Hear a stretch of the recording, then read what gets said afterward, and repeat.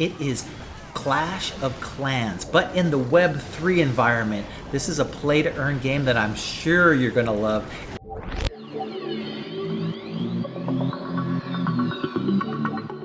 Heroes of Mavia. This game, guys, is amazing, and I just wanted to go through this with you really quickly. I was lucky enough to get whitelisted on this project. I purchased a piece of common land. I'm getting ready to stake it right now, but I want to be able to take you guys step by step into one of the best play-to-earn games that's going to be launching this year. I think you're going to love this game. Not only can you buy the NFT land right now, but there'll also be the Mavia token and the Ruby token that are coming out really soon. So stick with me while we go through this overview of Heroes of Mavia. Heroes of Mavia took all the best from Axie Infinity and Clash of Clans. Build your base to defend against enemy invaders. Lead an army and earn rubies by winning offensive battles, successfully defending your base, removing obstacles at the base, completing quests and more.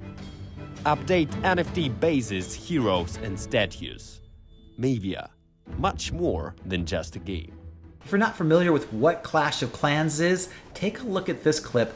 It is so much fun to play and so addictive, it's insane. But I want to make sure that you understand Clash of Clans and Heroes of Mavia, they're going to be very similar. And there are so many people all throughout the world right now that play Clash of Clans.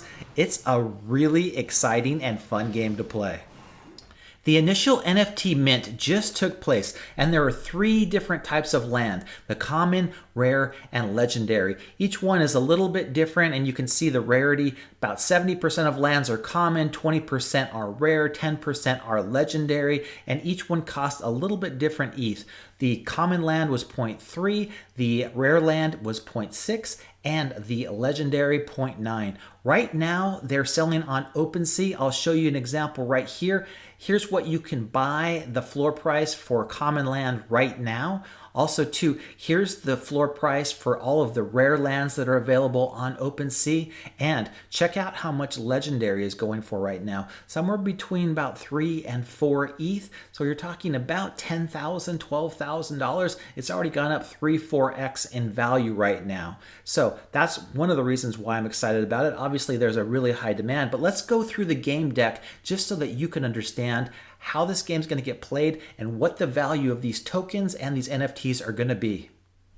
Walking through the pitch deck, you can see that this is a multiplayer blockchain game where you can play to earn the Ruby token, use that Ruby token in turn to purchase items inside the game, upgrade your base, create those NFTs that are going to add value, and then be able to sell them later on the marketplace for a lot more than you initially paid for them.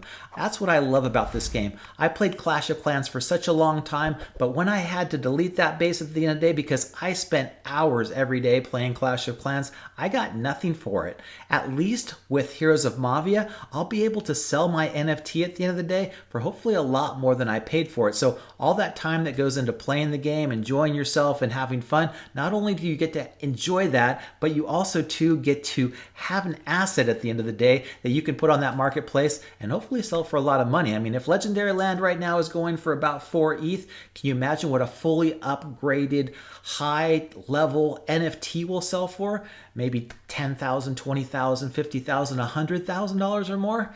That's why Mavia has so much promise. Obviously, Mavia will be taking into account the blazing hot NFT market right now. I mean, NFTs were skyrocketing in value and they've cooled down a little bit, but having an NFT with value and something that you can use inside of a game and play to earn, that's where I believe a lot of value is going to be hidden here, at least in the near term. And as we get into the future, gameplay is going to bring on a lot more players and also to people into crypto. So we're going to see a huge amount of volume and a huge amount of new players come in. We should see a big increase in the amount of people that are coming in to play to earn, and these things can be extremely lucrative. So you're going to get a lot of hype around it as friends tell friends and other people, hey, look, I'm playing this game, but not only am I playing it, I'm actually making money from it. These things are super cool. There's going to be a lot of gameplay that's involved with this, and there are a lot of different ways that you can play the game. You can either play it yourself, or you can rent out your base, or you can actually partner with players and each earn a little bit of Ruby as you go. But there's a lot of really cool dynamics that they can build into Heroes of Mavia that other games really can't take advantage of. But due to the gameplay and the ways that you can earn all these different types of tokens, and also to increase the value of your NFTs as you go, this is going to add a lot of value to a lot of different types of earning potential, from the player who's starting with absolutely nothing but is actually partnering with somebody who has land or NFTs. And then you're going to also too have the ability to come in, rent a base if you can't afford it, and be able to learn how to play the game, and to hopefully be able to gain that extra incentive, that money that you're going to need, that token value that you're going to need in order to purchase your own lands, your own NFTs, and be able to play the game on your own. So either way, if you're coming in this game with just land that you want to be able to rent or to be able to partner with, that's one option. Or if you want to just play the game and earn that way, you'll have that option as well. As you know, any good game involves lots and lots of different factors. In this case, building ground and air forces, making your base defensive so that you can earn Ruby when somebody tries to attack you but isn't successful. When you level up your headquarters, that would be like your town hall on Clash of Clans as you go from level 1 to level 2 to level 10 to level 20. Whatever those levels are, you're going to increase the value of your NFT. You're going to be able to increase the value by maximizing your towers and your walls, and you get to deploy traps and decoys, all kinds of other things.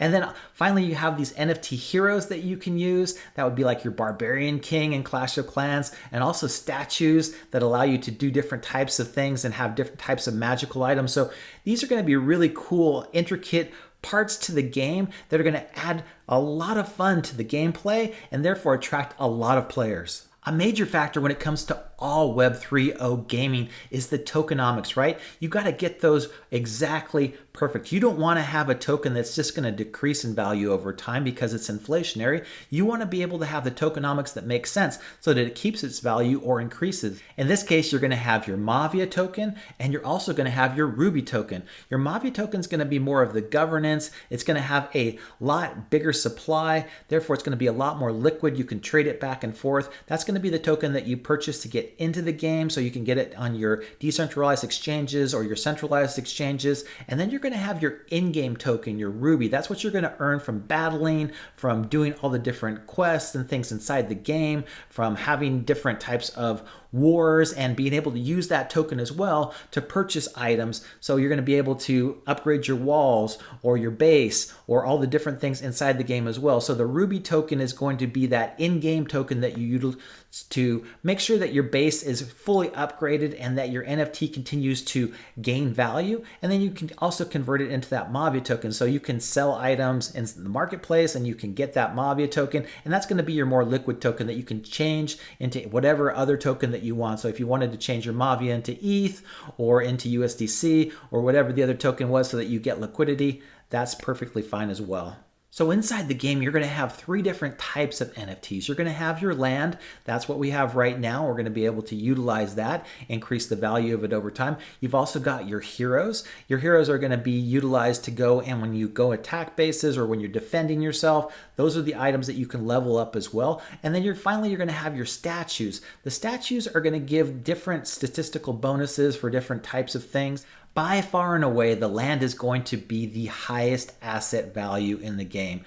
I love this because I come from a real estate background, and this is basically virtual land, but you're adding a lot more to it than just the land aspect of a JPEG pixel inside of a computer. You're going to have all of these really cool items. You're going to have your base level that obviously is going to add that desirability, that ability to get Ruby and be able to earn money from it inside the game. You're going to also have walls and turrets and defenses and offenses and all the things that you would expect inside of a really cool game itself. Not only can you utilize your land and go and play and have fun playing the game, but you can rent this land out. So isn't that cool? You're given the aspect of taking your land itself, putting it inside the marketplace. Maybe somebody comes in and pays you $10 a day, $20 a day, $100 a day just to play with your online asset. Hero NFTs are going to grow in value too. So that's another cool item that you can use inside the game to not only add the fun and utility, but you can also too sell them, buy them in the marketplace. So if you come in and you purchase a level 1 hero and you use it inside the game for a week or two, it becomes level 3, level 4. You can go back to the marketplace, you can sell it at that point and probably gain a significant amount of money from being able to utilize that in-game value that somebody else finds more attractive and wants to pay additional money for, or Ruby for in this case. So you've got all those aspects of not only using your land in this game, but you can also use your heroes in order to play to earn. Super, super cool aspects. And you can see all the different things that you can do with your hero and how you can add value in the play to earn space. And finally, you've got your statue NFTs. Again, you can level these up and you can trade them back and forth, or you can swap them in the marketplace, and you can increase the value of your base, your land. You can increase the value of being able to partner with you, or when you want to rent out your land, if you have higher level statues as well. You can have 4 of these statues just like you can have 4 of the heroes. Therefore, you can have 4 times the ability to level up these statues and again, add more play to earn value to not only your land, but if you wanted to sell them or if you wanted to swap them in the marketplace, you'd be able to do that as well. Going along with the tokenomics, you want to know what the ecosystem is going to look like and how these tokens are actually going to be used. They put together a really good example right here, and you can see exactly how the Mavia token gets purchased, gets utilized inside the game to buy the land or the NFTs, and then the Ruby token comes into play. That's what you're going to use when you win a battle, you get Ruby, or when you successfully defend your base, you get Ruby as well. That Ruby can be used to purchase items inside the game, or you can cash it out. But you can see right here, if you were to take Ruby out of the game, you're getting a 15% penalty. So people aren't going to really want to take that Ruby out and sell it. In games like Axie Infinity, where you have that smooth love potion token, that thing has lost a significant amount of value because people would just win a battle inside of Axie and sell that SLP token. Therefore, it decreased in value tremendously. In this case, people are going to want to keep Ruby inside the game because if they just take it out and dump it, they're going to lose 15% of the value. And in turn, if you're to bring Ruby into the game, you get a 10% increase in value. Take a look at all the Ruby use cases too. This is going to really help with the tokenomics and increasing that Ruby value. You can see that there's hero NFT upgrades, headquarter upgrades, purchasing oil or gold, speeding up the processes. That was one of the big items in Clash of Clans. Some of the things that you had to do would take a week in order to be built. So they were really good at figuring out what people's pain points were and being able to utilize actual cash, in this case USD, in order for us to pay to increase that speed and speed up those processes. So instead of taking a week for something to get built, you could pay $4 or $5 and it would get done in a day or get done in an hour. In this case, you take that Ruby that you won in game and be able to spend it or burn it inside the game, increase that process, and so it speeds up and gives you that much more, desirability and fun to play the game. Also, upgrading those statues and getting skins and the heroes, it's going to be really cool. You're going to have all these cool use cases for Ruby, and that's going to obviously burn the token more. The supply will go down. Therefore, hopefully it keeps its value. If not, goes up. So we're all going to be playing to earn. How do we get Ruby? Well, winning an attack, that's the best way, right? You go into somebody else's base, you throw all your best items and heroes and everything that you can possibly at them. You hopefully get those 3 stars. You win that battle. Obviously, you're going to take Ruby home. That's awesome. Hopefully you can get a lot of Ruby. You can then convert it into other items, make your NFTs more valuable, but that's the best way to earn Ruby. You can also successfully defend your base. So if somebody attacks you and you've got the best defenses and they don't get any stars from you, you're going to earn Ruby that way as well. You've got base obstacles that you're going to want to get around. You've got completing challenges. Those are going to be fun. And then you've got partnering with other players. So you can basically invite people to utilize your land and be able to go out there and battle. So maybe they pay you 50% of their Ruby in order for them to use your land. That's great. They can go out there. It's totally passive. You're still making money from it and you don't have anything to do. Also, you get the ability to bet. If you want to take your Ruby and you want to bet on somebody else, you say, I bet that I can 3-star your base and you can't 3-star mine. Well, maybe you can bet 1,000 Ruby or 10,000 Ruby or 100. Taking the passive approach to the game too is awesome. You've got this land, so what are you going to do with it? Well, first thing first, you can always sell it, right? Right now, they're worth about 3 times more than people paid for them. But of course, the better you get this land and the higher that you get your bases and all of your defenses and all of your heroes and all of your statues, that's going to increase the value as well. So hopefully they're worth a lot more when you go to sell them than they are today.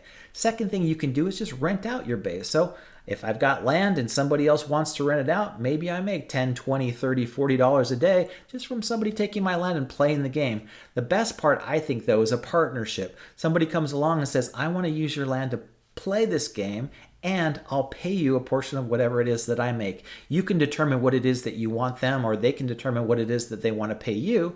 If they want to give you an 80-20 split or a 50-50 split, you can figure that out along the way, and then you can make that determination. Does it make sense for me to partner with somebody and get 50% of their Ruby? Maybe they're making $50 a day. You keep 25, they keep 25. It's awesome. When it comes to gaming, you want a mobile platform that's extremely intuitive to use, and Heroes of Mavia is going to provide that all in one super easy mobile platform. They've already got most of the design taken care of, and it's going to be really easy for you to get on your cell phone, be able to do what you need to do, see what your balances are, take care of renting out your land or partnering with somebody. That's awesome as well. As we all know, in any good gameplay, you've got to have multiple platforms available. In this case, you've got web, you've got your desktop, you've got your mobile, everything's right there. So all the good gaming aspects that you could expect are going to be built in. The roadmap for 2022 and beyond is very accomplishable. That's what I like as well. This isn't overly ambitious. We're going to have the token launches here shortly. They're going to have the beta version, which is going to come out next quarter. And by the end of the year, we're going to be on the full global launch. That's going to allow all of the players to play the game and to enjoy everything and have fun. That way we have everything tested, everything's running smoothly, and hopefully we've got the ability to start getting some staking bonuses here in the near future too, because we're going to be able to take our land, stake it, and hopefully start earning some of those Mavia tokens ahead of the game launch. So what do you guys think? As always, make sure to smash that like button. Also, too, hit that subscribe and that bell notification, because there's going to be a lot of other play-to-earn games that I'm reviewing here over the next couple of months. These games yield a really high return and can be some of the best plays in all of crypto. This is really, really cool. And as the market continues to fluctuate between, positive, negative, and lots of different aspects when it comes to blockchain, I think that gaming is going to take us to the stratosphere here this year, next year, and beyond. So I really appreciate everyone for watching, and I'll see you on the next video.